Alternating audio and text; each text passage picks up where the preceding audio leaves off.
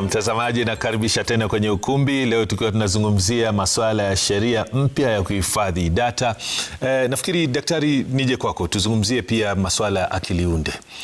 Kwa sasa hivi tumeona kwamba ndio ina manufaa yake, lakini athari pia zinakuwa nyingi. Mara kwa mara tunaona kwamba picha za watu zinatumika, sauti zinatumika, lakini kueleza maelezo ambayo yule mtu hakuhusika nayo kabisa. Kwa mfano, utakuta mara nyingine wanahabari kama sisi, mtu anajidai kwamba ametumia picha zako na sauti yako kuuza dawa za ugonjwa wa kisukari, diabetes, mara kwa mara, na zinawekwa kwenye mitandao na kadhalika.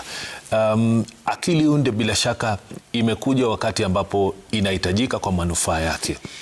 Lakini huoni kwamba baadhi ya teknolojia ambazo tunazungumzia sasa kwamba zitakuwa saa nyingine na athari kubwa zaidi kushinda hata pengine manufaa?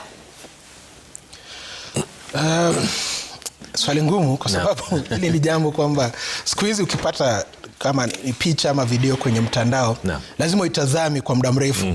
Kwa sababu unaweza kuona kwamba Nimrod anasema jambo fulani. Kitu kitakachoshangaza ni kwamba sisi hapa tunaweza kuona moja kwa moja tukasema ni mzaha, ni uongo na kadhalika. Lakini kuna watu sehemu ambazo hawako jijini, wako sehemu za mashinani na kadhalika. Akiona kile kitu anaamini moja kwa moja na anakisambaza zaidi kwa wengine pengine. Hata kabla ya artificial intelligence hii akili unde kuja, wakumbuka katika wakati wa kwa mfano wakati wa kupiga kura, wakati wa kampeni hivi, hapo awali unaona kwamba kuna a lot of fake news, mambo yasiyo ya kweli yanasambazwa especially kwenye WhatsApp. Kwa sababu ilisemekana kwamba kuna tafiti ulifanyikana kwamba WhatsApp na Facebook kwamba zile ni social media platform ambazo zinatumika sana na watu kueneza uongo na kusema mambo ambayo si ya kweli. Na sasa akili unde wakati imekuja sasa inafanya kwamba uongo ule ni ngumu kujua kwa sababu mtu akiwa na sauti yako. Acha nikukatize kidogo tu tumsikize, naona Charles yuko karibu kuzungumza nasi. Alafu nitakupa nafasi uweze kuelezea. Charles kutoka Nakuru, karibu kwenye studio zetu, uliza swali lako. Asante sana Nicolas na watu wamefika hapo. Asante. Kuongea ukweli, nimeona wenye watu wanatoa maoni huko Samburu, huko Bomet. Naam. Unajua kitu nakwambia ni kweli. Kitu mzuri nakwambia ni mzuri. Sasa kitu nakwambia ni kwa sababu ya kama mimi ni mwadile wa SIM card mimi. Nilibai SIM card ya Airtel. Na ID yangu nikapaka ya Airtel Money. Hata kwenye hiyo SIM card ilikuwa nafikia na jina nyingine, alipe namba. Kwenye hiyo SIM card nilikuwa na pesa, nikaenda kujaribu kuliplace hapa Supreme, na kula hapa Supreme, wakaniambia aje ati hivi liplaceka, alikuwa naye mwenye alikuwa nayo namba, mwenye alikuwa naye ameregister wa kwanza lazima akue hapa Supreme. Na mimi nikamwambia hii namba nimeshitumia kutoka 2024. Naam. Ilipotea last year. Wakakataa kabisa kunireplace, na ilikuwa na pesa mpaka nikaonyesha mpaka ubi namba na wameba ndio ile kwa line yangu nini. Wakataka kunireplace kabisa. Sasa wewe hii kitu ya biometric ni ukweli, hiyo hata isingepotea kama nini. Sasa wanaongea huko. Bado kuna kwa campus taambiwa. Hebu nikufahamu kidogo Charles. Unasema kwamba ulikuwa na SIM card na umeweza kuitumia pia katika masuala ya either kupeana pesa ama hata kupokea pesa, sio? Venye ilipotea. Naam. Ukaenda kutafuta kuchukua nyingine. Naam. Ukakataa. Nikamwambia hizi SIM card nilipata watu wa Airtel barabara, nikapatia ID na wakaniandika wakaniambia iko sawa. Naam. Nikaanza kutumia Airtel Money. Naam. Kupoteza SIM card kwenda kuliplace hapa Nakuru. Supreme Coin ni yao hapa hivi. Wakasema kabisa hizo ndio leo. Nikaanza kutolea hiyo pesa, hata mnazangalia data, mimi simu, napata mimi naeka pesa, nikasema ndio natumia pesa. Wakakataa kabisa. Kama tunapana ndio kwa mwenye alikuwa ni online. Kwa hivyo hukuweza kupewa tena hiyo laini? Sikuweza kupewa laini na ilikuwa na pesa mpaka saa hii kuna pesa yangu. Hapa ilienda mpaka hapa hii Airtel ndio code ID ni kwa Supreme. Nikaanza kupata kijana mwingine hapa kanambia hiyo pesa zitoka. Nikamwambia hivyo si poa. Mwezi kwa mnatuambia kuwapatia ID yetu mnakejisia ni Airtel, wakati mpaka Airtel Money. Then ikipotea ulipe ni shida na yetu tunatumia Airtel Money. Sawa. Wacha tupate ushauri kutoka kwa bwana. Biometric inasaidia sana. Abu ina Mugambi atuambie hiyo kitu hakuna kupinga, biometric inasaidia sana. Sawa, asante Charles. Isipokuwa pengine nitoe tahadhari tu ya mapema kwamba hawafanyi kwenye hizo kampuni ambazo tunazungumzia za mawasiliano, ni wataalam tu. Laibuta nianze nawe alafu bwana. So jambo moja na kama tulisema ni kwamba hizi kampuni za mawasiliano zina sera gani? kwa sababu saa zingine shida ni ile tunaita insider threat. Unapata kwamba wale wadanganyifu na wahalifu ni wafanyikazi wa kampuni hizi. Nasema kampuni hizi wakati mwingine zina improve zile sera zao ili kujua kama kuna mtu yoyote ambaye anatumia data ambayo kampuni inamiliki, wanachukua hatua.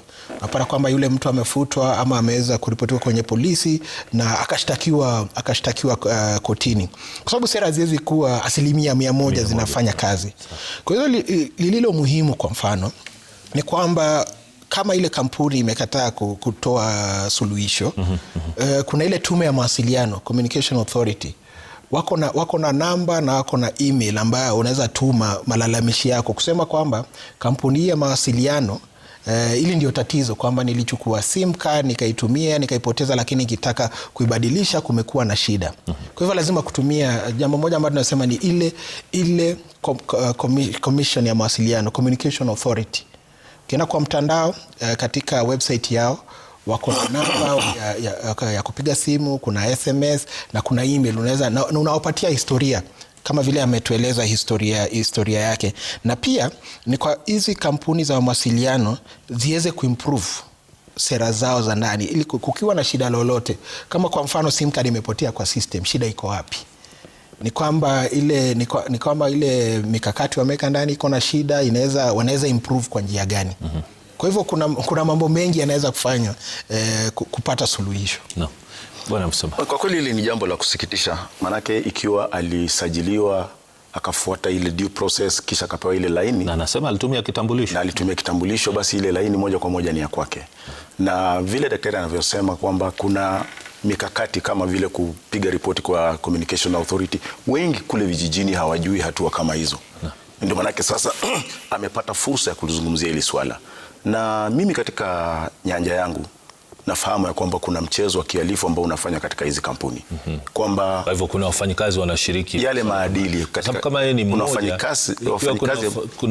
kuna wateja wengine zaidi ya 10, zaidi ya 20. Maana jambo ambalo nafahamu linafanyika ni kwamba kuna wafanyikazi pale ndani ambao hawana maadili na zile sera zimewekwa lakini hawazifuatilii.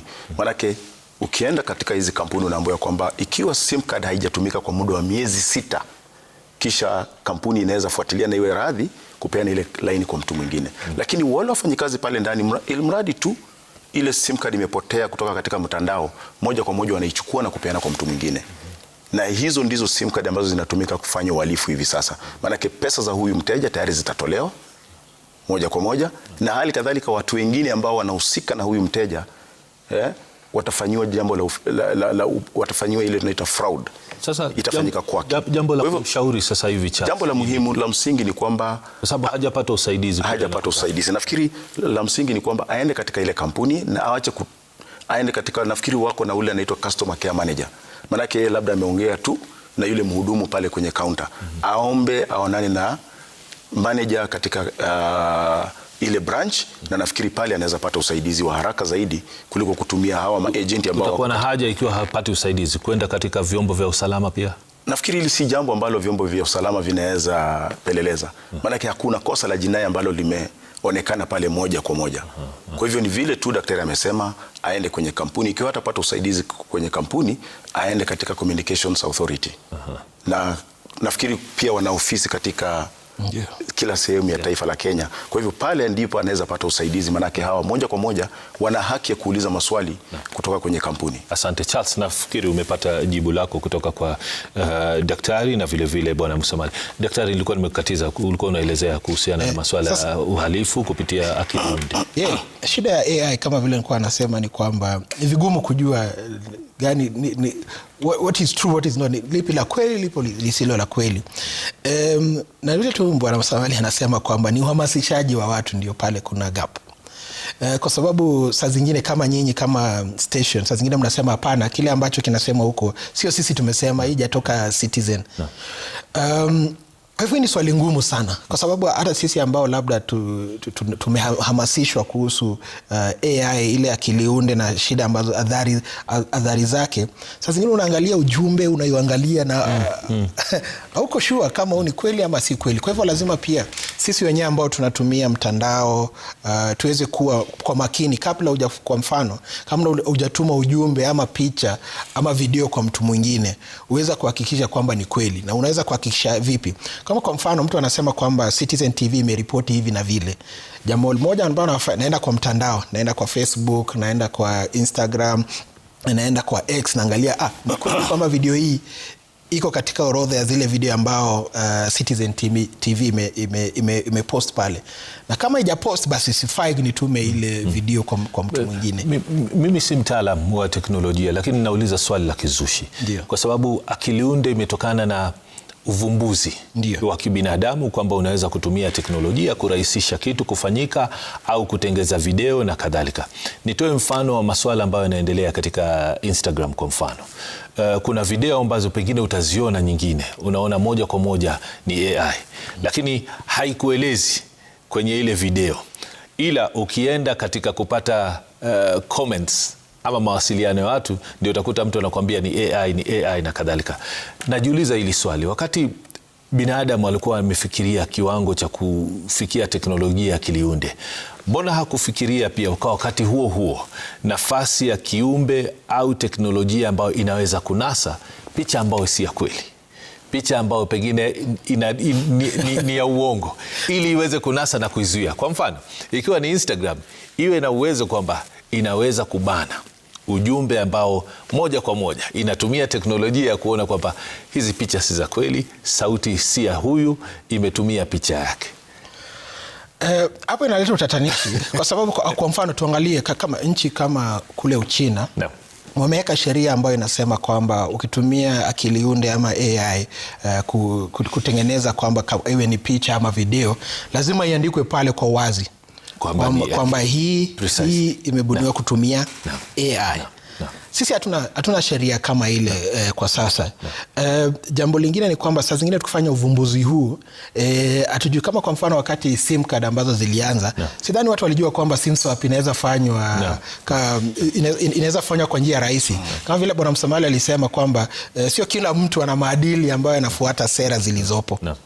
So unaona shida ipo pale. Saa zingine ukienda kama kwa hii mtandao inaitwa LinkedIn kwa mfano, kama umetumia akiliunde kutengeneza iwe ni picha ama video, inaonyesha waziwazi kwamba hii imeundwa kwa kutumia AI. Kwa hivyo kuna mbinu tofauti, lakini hizo mbinu kama vile tulisema haiwezi kuwa 100% kwamba zinafanya kazi, kwa sababu saa zingine kama tumesema Kenya hatuna sheria ya akiliunde. Kwa mfano kule China wanayo, na hizi mitandao ukiangalia mara kwa mara ile inaitwa watermark, ama kunakuwa na alama ambayo iko wazi kabisa kwamba hii imetumiwa na AI. Lakini kama sisi hatuna sheria inakuwa ngumu kufuatilia. Hapo kwa kuwa hatuna sheria ndio nataka nije tufafanue zaidi, lakini kwa sasa hebu tumsikilize Hannington kutoka Kilifi. Hannington, karibu, tupe swali lako tafadhali kama una swali. Naam, mimi nina swali. Naam. Nimenunua SIM card hivi karibuni kutoka kwa gari ambayo ilikuwa linauza SIM card, na hiyo SIM card ni ya Airtel. Je, inanipaswa kufanya nini? Niende polisi nikaripoti ama ni confirm kupitia kwa Airtel customer care kwamba hiyo SIM card ni genuine ama ni watapeli walinitapeli? Hai, Bwana Msamali. Nafikiri moja kwa moja aende azungumze na watu wa Safaricom, Airtel customer care, na si lazima uende kwa ofisi, bali unaweza kuwapigia simu moja kwa moja na wanaweza kukupa jibu lilo sahihi kuhusiana na hiyo SIM card ya kwako. Naam. Lakini muhimu afanye haraka iwezekanavyo. Naam. Sijui kama unaongezea. Na ile jambo tulikuwa tunasema hii hawking ama hii kuuza SIM card kwa rejareja haifai. Kwa sababu hapo ndio shida inatokea. Kwa sababu kama uweze jua kama mtu anakuzia SIM card kwamba ameidhinishwa, ana leseni ama hana. na ikitumika kwa uhalifu, yule mtu anaweza kushikwa, kuwekwa mbaroni na ajui ni kwa nini. Au hata pengine SIM card yenyewe ishawaitumika hapo awali katika masuala ya uhalifu, alafu ikaja ikapatikana naye. Hannington, nafikiri umepata jibu muhimu, kuweza kuwasiliana na kampuni kirasmi uweze kupata majibu zaidi na kuweza kuchukua hatua madhubuti. Nafikiri tunaendelea na hili swala la akili unde. Bwana Musamali, sijui linatoa athari gani katika masuala ya kutoa habari kwenye mitandao na kadhalika, kwa sababu kuna njia za kuweza kumdhalilisha mtu na kumwonyesha kwa njia tofauti kwa kutumia akili unde. Ni swala ambalo limekuwa la matatizo, lakini kama anavyosema Bwana Laibuta ni kwamba hatuna sheria, na si kwamba ni vigumu kutunga zile sheria, kwa sababu ni katika hali ya kumlinda Mkenya au yeyote anayetumia mitandao kwamba asiathirike kupitia habari za kupotosha au kupitia uhalifu. Ukweli ni kwamba hatuna adhabu yoyote kuhusiana na hili jambo la akili unde. Maanake wakati tunazungumzia mambo ya kurejesta SIM card hivi sasa kutumia biometric, hili ni jambo ambalo lilikuwa limepitwa na wakati. Ni jambo tungelifanya hapo awali kabla ya kufikia hivi sasa. Maanake ukienda mataifa ya magharibi kama vile Marekani, mambo yote ambayo yanafanywa kule yanafanywa kutumia mbinu ya kutumia either ile facial ama kutumia alama ya vidole. Lakini sasa sisi pia akili unde imekuja na mpaka hivi sasa hatuna sheria. Na kumbuka ya kwamba zile rights za hii akili unde hatuna sisi hapa Kenya. Kwa hivyo hatuwezi kujikinga ama hatuwezi kujizuia kwa kutumiwa vibaya ile AI. Manake ndio nijue ni nani ambaye amebuni kile ambacho amebuni na amekiweka mitandaoni, ni lazima nifuatilie moja kwa moja hadi kama ni Facebook nitafute Meta niwaulize ni nani. Na wale watu ambao wana uwezo wa kufuatilia hivyo peke yake hivi sasa katika taifa la Kenya ni serikali. Kwa hivyo ikiwa ninaweza fanya lile jambo na haina adhari yoyote, hakuna adhabu yoyote, basi haya mambo yatazidi kuendelea. Hivi karibuni tumeona tu mahakama imemwachilia kijana ambaye alikuwa ameshtumiwa kwa kutumia akili unde dhidi ya kiongozi wa taifa la Kenya. Lakini mahakama ikasema hakuna ushahidi. Na ndio vile daktari anavyosema hapa ni kwamba hatuna sheria na hatuna mbinu yoyote ambayo tumeweka mikakati kama vile Uchina ambayo inasema moja kwa moja hii ni akili unde. Kwa hivyo yule ambaye unamuona hapa hausiki kwa vyovyote vile. Kwa hivyo ni lazima pia sisi tuwe mbioni. Teknolojia imekuja, ni nzuri na tusaidia, lakini na adhari zake. Kwa hivyo lazima tuwe mbioni kuweza kubuni sheria ambazo zitawezesha kujilinda na kutumiwa vibaya teknolojia ambayo inakuja hivi sasa. Bila shaka tutazungumza mengi kwa sababu pia tunaelekea katika wakati wa uchaguzi mwaka ujao. Kampeni kama zimeanza kunoga sasa hivi, habari potofu pia zinatumika kwenye mitandao na kadhalika. Nafikiri nitataka kupata wosia wenu na ushauri. Hebu tumsikize Amos kutoka Embakasi. Amos, karibu kwenye kipindi chetu cha Ukumbi. Sijui una swali kwa Bwana Musamali au Daktari Laibuta?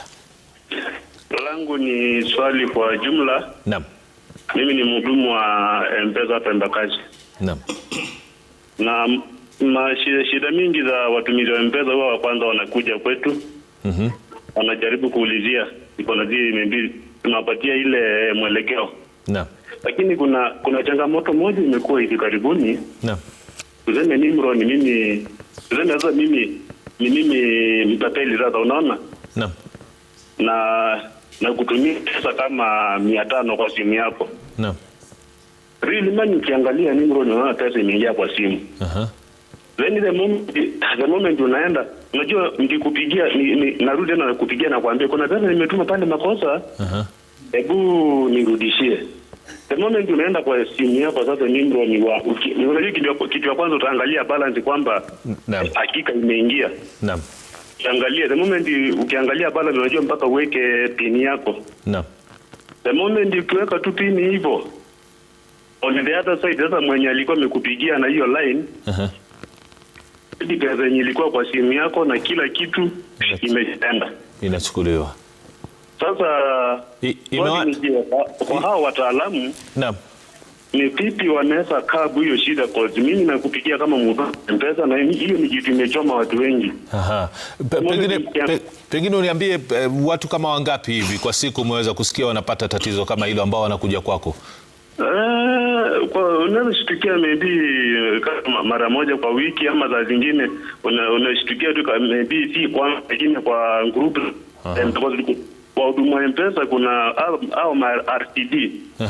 Kuna group zenye wametuweka kuhamasishana. Sasa ndio shida kama hizo kuepukana nazo, lakini unaona maybe mtu area fulani amepost hiyo, maybe ameelezea kitu kama hiyo imefanyika kwa group yenyewe. Sawa. Unakuta sio kwangu, lakini mwenzangu unaona kwa hiyo group yenyewe kitu kama hiyo imefanyika area fulani hivyo. Sawa. Amos, asante sana. Moment tu naweka pin. Naam. Pesa inachomoka kwako yote kabisa inaenda, but on the other side sisi wenyewe tukishawishiana, tukawa na wazo, the moment hizo naangalia balance, mwenye anaangalia balance asiweke the real pin ile yake, cause on the other side mwenye anakupigia ni kama ni watu wako na data ya Safaricom na already wanaona nini unafanya kwa simu yako. Unanipata?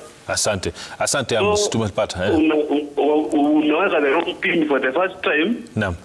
Ndio pande ile nyingine iwe sasa ni kama wamelose hiyo network ya pin yako. Sawa. Wacha tupate majibu Amos. Asante sana kwa swali lako. Sijui nani atakayeanza. Kwa kweli hili ni jambo ambalo nimelisikia. Malalamishi yamekuwa mengi tu kuhusiana na uhalifu ambao ameuzungumzia. Na vile daktari alivyosema hapo awali zamani, kuna ile tunaita insider threat. Na hiyo ni hatari zaidi. Nimesema teknolojia imekuja, lakini unapata kwamba kuna mkono wa binadamu katika kila uhalifu ambao unatekelezwa. Kwa hivyo hili ni jambo ambalo kampuni za mawasiliano zafaa ziingizwe ndani na ziweze kujaribu kuangalia ndani wafanyikazi wake. Manake mimi kama mwananchi wa kawaida sifahamu ni mbinu zipi ambazo zinatumika katika ile cash transfer, ni mbinu zipi ambazo zinatumika wakati unataka kutoa pesa kwenye simu yako, na teknolojia ambayo inatumika pale inajulikana tu ndani ya kampuni za mawasiliano. Kwa hivyo inakuwa ni shida sana. Sisi katika nyanja ya kiusalama tunasema ya kwamba insider threat, ule uhalifu wa kindani unatekelezwa ndani, ni hatari kuliko uhalifu ambao unatekelezwa nje. Na mara nyingi utakuja upate kampuni ambazo zinahusika huwa zinakuja mpaka wananchi wanakosa imani na kuweza kujiondoa kutoka katika kampuni hizo. Kwa hivyo kampuni za mawasiliano ni lazima zichukulie hili jambo la insider threat kwa makini zaidi, na waweze kukuja na mbinu mwafaka wa kuweza kukabiliana na uhalifu kama huo. Maanake ukizungumza na wale wajamaa wanakuambia kwamba kuna services fulani ambazo sisi tume outsource, kwamba si wafanyikazi wetu moja kwa moja ambao wanahusika, lakini tumepeana zile rights kwa kampuni ya tatu ambayo inahusika na hayo mambo kama hayo.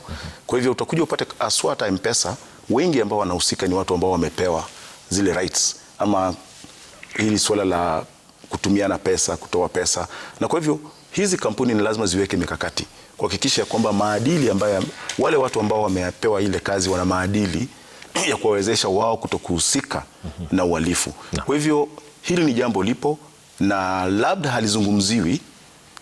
Maanake hizi kampuni nyingi husema kwamba ukizungumzia suala la uhalifu wa kindani tunajiharibia jina, lakini ukweli upo. Maanake wananchi wanaadhirika pakubwa na uhalifu wa aina hii. Kwa hivyo ni lazima ukweli ufanyike, na pia asasi za kiusalama zihusishwe ili waweze kufanya uchunguzi, kuwakamata watu ambao wanahusika ili wapate adhabu inayostahili.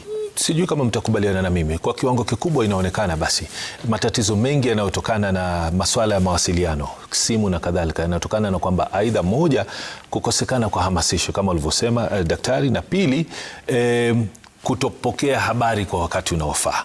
Na ikiwa hayo ni matatizo, si kuna yule anayesimamia na kuzidhibiti hizi kampuni, mbona asizishirikishe mara kwa mara kutoa ujumbe au habari kupitia mitandao yao, kupitia runinga, kupitia televisheni, kupitia magazeti, ili kuwaonya wananchi, kwa sababu uhalifu unazidi kuendelea lakini habari hazifiki. Sasa huoni kwamba mamlaka ya mawasiliano kwa mfano ina jukumu kubwa la kuhamasisha kampuni hizi kuweza kutoa habari na pia hamasa kwa wateja? Kama kuangalia wiki kadhaa iliyopita, Kenya Power walituma ujumbe kusema kwamba hakuna mtu yeyote atakupigia simu kuambia kwamba stima itakatwa. Kwa hivyo ukipokea simu kama hiyo ujue ni mtu ambaye anataka kukuibia ama anataka kueneza udanganyifu. Na tukiangalia hivi kwamba hiyo ni mbinu moja yaweza tumika. Pili, kuna taasisi nyingi ambazo zinahusiana na jambo hili, sio kampuni za simu peke yake. Kuna ile Communication Authority, kama ni mambo ambayo inahusisha benki na hizi betting na nini, kuna ile Central Bank of Kenya, kuna Office of the Data Protection Commissioner, kuna Directorate of Criminal Investigation, wale wa kufanya ujasusi. Kwa hivyo lazima hizi taasisi zote na kampuni zote ziweze kuwajibika kufanya kuimprove sera zao, ili kuhakikisha kwamba tatizo hili sio la kampuni moja, tatizo hili si la mwananchi mmoja. Na pia alisema pia vyombo vya habari kuhamasisha, kama vile tuko hapa naamini kwamba kuna watu ambao wametusikiza na wakasema niko na tatizo fulani, wacha niende kuripoti kwenye polisi, ama wacha niende katika Communication Authority, ama wacha niende katika Office of the Data Protection Commissioner. Na jambo lingine kwa nasema wakati tulikuwa tunaongea kuhusu akili unde, ni hata tukitengeneza sheria lazima tuwe kwa makini, tusiweze kubana ule uhuru wa kujieleza. Kwa sababu saa zingine tunasema kwamba watu wasiseme hivi, wasiseme vile, lakini inaweza bana ule uhuru wa vyombo vya habari, inaweza bana uhuru wa kujieleza. Kwa hivyo lazima tufanye mambo haya, ama tuunde sheria bila kubana haki zetu visivyofaa. Hiyo ni muhimu kwa sababu katika taifa ambalo linajivunia kuwa na demokrasia, muhimu kuwa na uhuru wa watu kuzungumza. Lakini pengine inazungumzia kitu cha moja kwa moja ambacho kinaonyesha kwamba kwanza ni uhalifu, pili ni habari za kupotosha. Kwa sasa hivi umeona viongozi wa kisiasa wakiingia katika safu zao tofauti, wakipiga siasa na kadhalika. Kitu ambacho kinajitokeza kwa sasa hivi ni wingi wa wale wafuasi ambao wamefika katika eneo lile. Unakuta kwamba kuna picha zingine watu wanazituma, wanasema kwamba huu mkutano ulikuwa na watu wachache. Kuna nyingine ambazo pia tumeweza kuziona ambazo watu wanazibadilisha. Mikutano ambao Rais William Ruto amekwenda kuzungumza, halafu unakuta kuna watu sauti imewekwa ya kuimba one term kwa mfano. Na unakuta kwamba ni mtu amefanya uhariri tu, kwa sababu katika mkutano kama ule huoni kwamba kulikuwa na sauti kama zile, masauti pinzani na kadhalika. Sasa ndio nataka tuzungumzie hapo. Iwapo kama hapo ningependa kuchangia. Unajua kusema uongo sio dhidi ya sheria, inategemea ni uongo upi. Kwa mfano ukiweza kutukana mtu, kwa mfano ile tunaita defamation, kwa mfano kudhalilisha ile reputation ya mtu, pale mtu anaweza kuchukua mashtaka, anaweza kuchukulia mashtaka aende kotini aseme mtu amedhalilisha kwa njia fulani.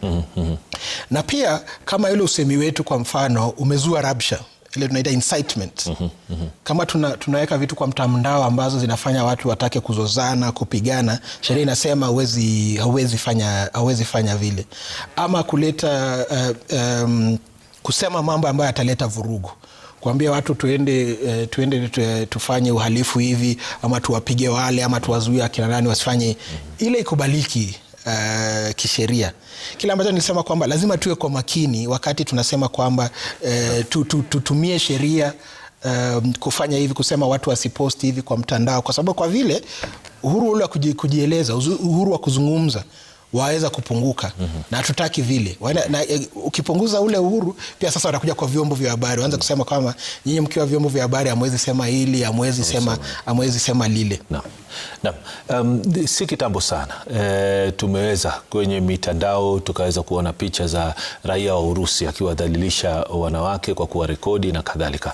Mengi yamesemwa kuhusiana na masuala yale, lakini pengine mimi nataka tuzungumzie tu sio vitendo vile, bali hatua ya mtu kukurekodi pasi na wewe kufahamu, na vile vile kuweka picha zako kwenye mtandao. Sheria inasemaje kuhusiana na masuala hayo? Ni masuala nataka muazie kidogo tu. Tunataka kwenda kaunti ya Nyamira na vile vile Machakos. Tusikize kauli za wananchi, alafu tutakaporejea mtaweza kunipa majibu kuhusiana na masuala haya. Kwenye mada leo hii tunaungana na baadhi ya wakazi wa kaunti hii ya Nyamira ili na watueleze, je, wapo tayari kuchukuliwa alama za vidole pale ambapo wanapochukua kadi za simu?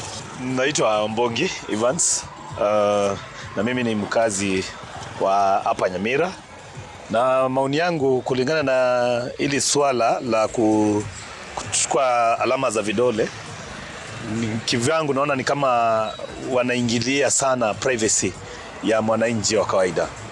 Na kusema kweli, hizi vitambulisho, tunatumia kitambulisho kuregister line za kadi hizi za Safaricom na Airtel, na kumaanisha kama tulichukuliwa vidole, alama za vidole wakati tulikuwa tunachukua hizi national identification zetu tuko nazo, hiyo ni security enough that our file.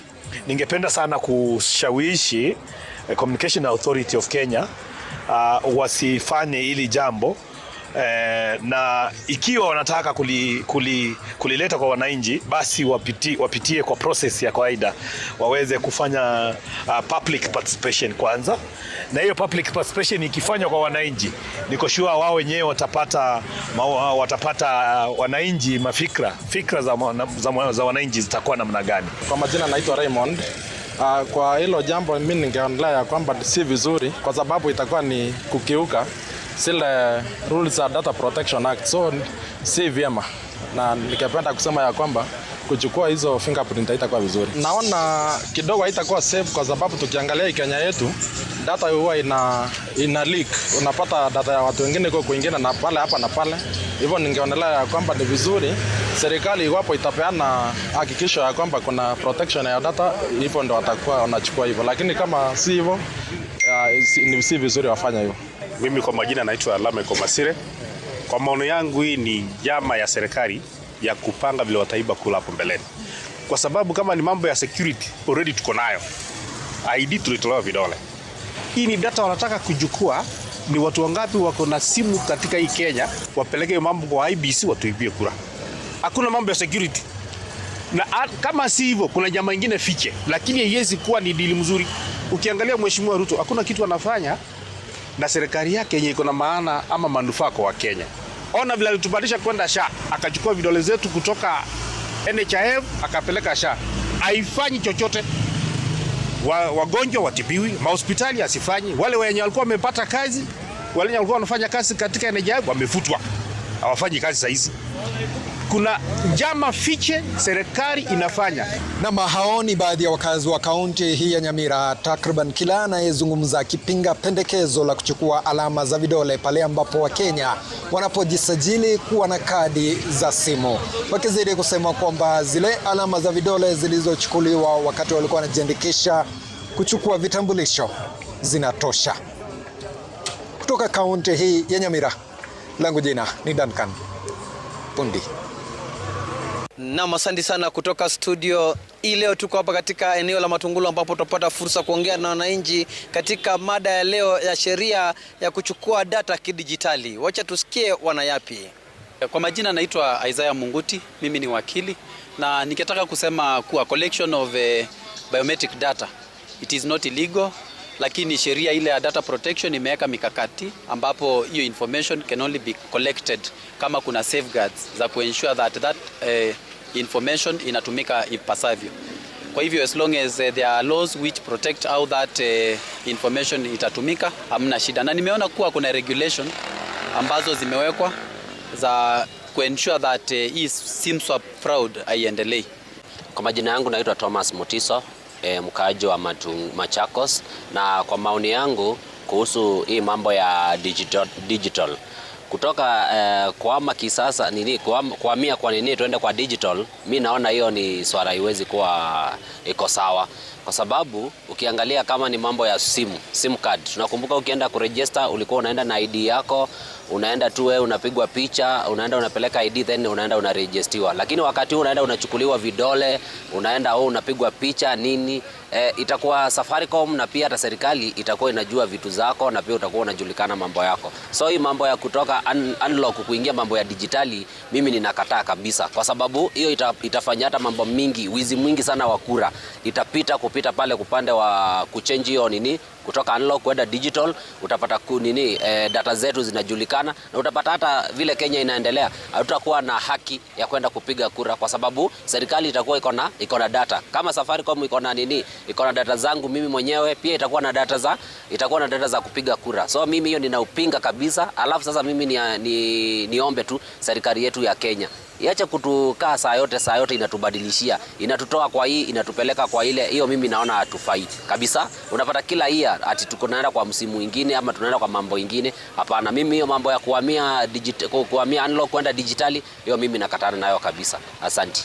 Hizo ni hisia tofauti kutoka kwa wananchi kutoka eneo la Machakos, ambapo wengi wao waunga mkono kuchukua sheria ya kidijitali, ilali wengine wasema hiyo ni kuingililia ubinafsi na siri za watu. Kutoka kaunti ya Machakos, mimi ni Enoch Musui.